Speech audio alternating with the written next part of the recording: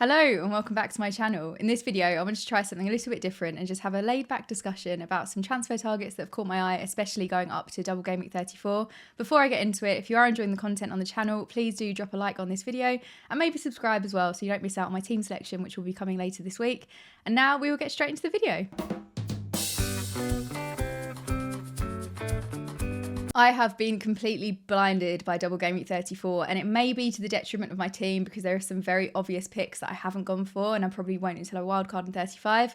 But I'll be talking about assets from teams that are doubling in 34. In case you need a reminder, those teams are Arsenal, Bournemouth, Palace, Everton, Liverpool, Sheffield United and Wolves. So let's start with the Arsenal assets. I'm already doubled up with Saliba and Saka, and so far, so good. I really wish I had gone for that double Arsenal defence, and this could be the opportunity to do so. I've been eyeing up Ben White. I think he's looking really strong, but I think I'm going to save that for my wild card and go for double Arsenal attack instead. There is one man that has caught my eye, and that is Kai Havertz. I really want to find an excuse to bring him in, and I think this could be a nice way to bring him into the team, potentially keep him after the wild card. Part of me is actually preferring him over Saka at the moment. He just looks really strong. He's had 11 returns since game week 23, and I can definitely see him getting returns against Villa and Wolves. Now on to Bournemouth. So I already have double Bournemouth, which surprises me. I've got Solanke, who has been really disappointing in recent weeks, but I've had a curse with him this season where the game week that I've transferred him out, he's gone on to get a massive haul. So I'm being really stubborn with him on this occasion, and seeing as he does double in 34, I may as well keep hold of him for that extra fixture, and I can get him out on the wild card if necessary. I've also got Zabani in defence, who has become an unexpected hero in my team, and I'm really grateful that I transferred him in. He scored a goal against Luton, and he also kept a clean sheet against Palace. This has been really vital for my team where my defence has been quite weak, so thank you so much to Zabani. If you're watching, don't forget to subscribe. Other than that, I'm not really that tempted by any other Bournemouth defenders. I also fear my decision to go for Solanke over Chris Wood or Darwin will come back to haunt me. Obviously Chris Wood has been on an absolute streak these last couple of game weeks, and Darwin is also doubling in 34, so maybe I've made the wrong decision there, but time will tell.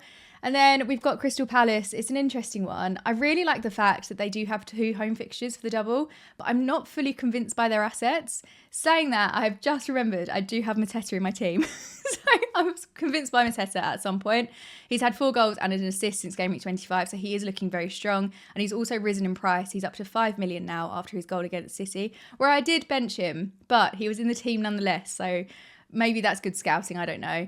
This season, we've also seen occasions where both West Ham and Newcastle have been absolutely battered. So it would be really nice if that happens for Palace. They have 2 really good fixtures. They go in, they destroy them at home. Mateta gets a hat-trick in each game, and I will be smiling. Now on to Everton, which will be quite a brief section because there just aren't any players that are standing out to me. They have got 2 home fixtures in the double, which is obviously an advantage to them. They're playing Forest and Liverpool, but I just don't think I'd go for an Everton defender in that case. Forest and Liverpool, I see them both scoring goals. They both got so much to play for at the moment. And I'm also ruling out an attacker just because I think there are better options out there. So if you are going for an Everton player or you already have one in your team, let me know why. You might be able to persuade me to bring one in. But for now, it's just not really on my radar. And then Liverpool is a really big one. Probably my favourite double game week of the lot, despite both being away from home. Salah is obviously already in my squad, which leaves 2 open places for Liverpool players. I thought I'd be going straight for Van Dijk, and Trent is also back in training, but I'd be a bit concerned about his minutes. But I now think I actually want to focus on the attack. I'm not ruling out a Liverpool defender. Van Dijk has really been the priority for me, but he is a bit more expensive, and I don't really know whether I'm going to be able to fund him and have other attackers that I want to go for. But my fun punt would be to go for McAllister, who is only 5.9 million. I really wanted to bring him into my team. He's a player that I just absolutely love, and he's on such great form. Whilst he did blank against United in the most recent game week, before that he'd had 7 attacking returns and 6 fixtures. Ownership is still really low at 5.2%, so he's a nice differential. And I have been wanting to bring him into the team for quite a while, so maybe now is the time. Alternatively, there is also Luis Diaz with a higher ownership at 11.9% and a higher price tag at 7.6 million. He's had 2 goals and an assist in the past 3 game weeks, but I think I'm still more tempted by McAllister. I don't want to discuss Darwin because I'm absolutely kicking myself for not bringing him in earlier, so hopefully he just remains quiet in the double game week. Now, my friends, I cannot believe I'm saying this, but I think I'm tempted by a Sheffield United player. I didn't see this coming, especially at this point in the season, and I think it's more of a fun punt to go for, but I don't know if I'm in the position of really having fun at the moment with FPL because my team's not doing the best, so maybe I need to have less fun and be a bit more sensible. I think my forward positions are pretty much locked in, but looking at the midfield, Gustavo Harmer is only 0.1% owned, and he's had 3 assists and 1 goal in the past 4 fixtures. Saying all of this, the last time Sheffield United played Burnley, they actually lost 5-0 and Gustavo came away with a total of -2 points. So maybe that one is a little bit too risky, but you'll be able to tell what kind of state I was in when I was making my transfers. If Gustavo is in the team, I probably panicked and was looking for that ultra differential.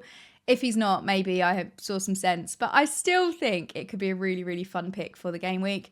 And then finally, we have got Wolves. Aït-Nouri has been my knight in yellow armour in this recent game week. I know he came off early and I'm really hoping the calf injury doesn't prevent him from playing in game week 33. But he is such an amazing defender to have in your team because he's so attacking. He's getting up there. It's such a shame he came off at 55 minutes as well because I think he would have done some serious damage if he stayed on for longer. But they've got attackers that I'd absolutely love to bring in. I'm just not feeling confident on their minutes. Kuna's minutes are being managed since he returned from an injury, and he's only played 14 minutes in game week 31 and 35 minutes in game week 32. He is one to watch in game week 33. If he miraculously plays a full 90, maybe you could bring him for the double game week 34, but I don't know what the likelihood is of him playing 90 minutes for both fixtures or starting in both fixtures if they are trying to manage his minutes.